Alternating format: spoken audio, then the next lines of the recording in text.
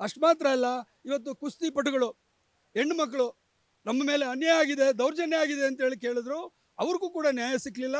ಮಣಿಪುರದಲ್ಲಿ ಹೆಣ್ಮಕ್ಳು ಬೆತ್ತಲೆ ಮೆರವಣಿಗೆ ಮಾಡಿದ್ರು, ಇದೇ BJP ಜನ ಅವತ್ತು ಕೂಡ ಈ ರಾಷ್ಟ್ರ ತಲೆ ತಗ್ಸುವಂಥ ಕೆಲಸವನ್ನು BJP ಸರ್ಕಾರ ಮಾಡಿದೆ.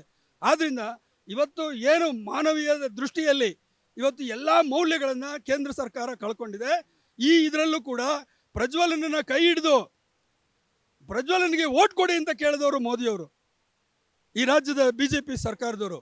ಆದ್ದರಿಂದ ಈ ಎರಡು ಪಕ್ಷದವರು, ಅದು JDS ಆಗ್ಬೋದು, ಅದು BJP ಆಗ್ಬೋದು, ಎರಡು ಪಕ್ಷಗಳು ಕೂಡ ಜನರ ವಿಚಾರದಲ್ಲಿ ಅಪರಾಧಿಗಳಾಗಿ ನಿಲ್ತಾರೆ. ಕಾಲದಲ್ಲ ನಾವು ಮೈತ್ರಿ ಮಾಡ್ಕೊಂಡಾಗಲ್ಲ, ಅದು ಕಾಂಗ್ರೆಸ್ ಮತ್ತು JDS ಕಾಲದಲ್ಲಿ ಅಂತ ಹೇಳಿ ಏನು ಹೇಳ್ತೀರಾ? ಸ್ನೇಹಿತರೆ, ವಿಡಿಯೋ ಅದು ಯಾವ ಕಾಲದಲ್ಲಾದರೂ ಬಂದಿರಲಿ, ಅದು ಯಾವಾಗಾದರೂ ಪ್ರಕಟ ಆಗಿರಲಿಲ್ಲ.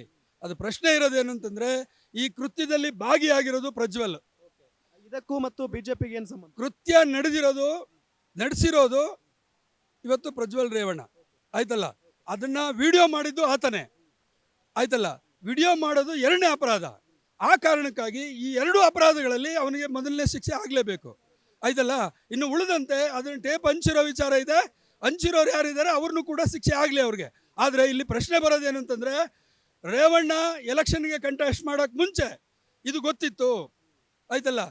ಯಾರು ನಮ್ಮ BJPಯ ಮುಖಂಡರಾದಂಥ ಇವರು MLA ಆಗಿ ಕಂಟೆಸ್ಟ್ ಮಾಡಿ ದೇವರಾಜೇಗೌಡರು ಪತ್ರ ಬರೆದಿದ್ರು BJP ಅವ್ರಿಗೆ 6 ತಿಂಗಳ ಮುಂಚೆ ಈ ವಿಚಾರವನ್ನು ತಿಳಿಸಿದ್ರು. ಇದು ಅಮಿತ್ ಶಾಗೂ ಗೊತ್ತಿತ್ತು, ಮೋದಿಯವ್ರಿಗೂ ಕೂಡ ಗೊತ್ತಿತ್ತು, ಅವ್ರಿಗೂ ಕೂಡ ಗೊತ್ತಿದೆ.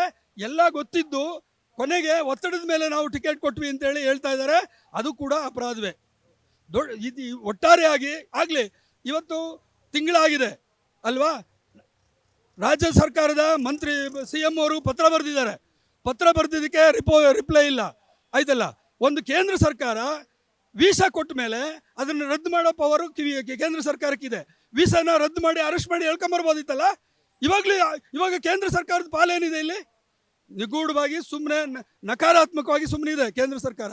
ಆದ್ದರಿಂದ ಅದು ರಾಜ್ಯ ಸರ್ಕಾರದ ಹೊಣೆ ಇರಲಿ, ಕೇಂದ್ರ ಸರ್ಕಾರದ ಹೊಣೆ ಇರಲಿ, ಇಬ್ಬರದು ಸಮಾನವಾದ ಹೊಣೆ ಇದೆ. ಆದ್ದರಿಂದ ಜನಗಳ ಮುಂದೆದಲ್ಲಿ ಅಪರಾಧಿಯನ್ನು ಮುಂದೆ ನಿಲ್ಲಿಸಬೇಕು, ಅವನಿಗೆ ಶಿಕ್ಷೆಯನ್ನು ವಿಧಿಸಬೇಕು ಅನ್ನೋದು ನಮ್ಮ ಒತ್ತಾಯ.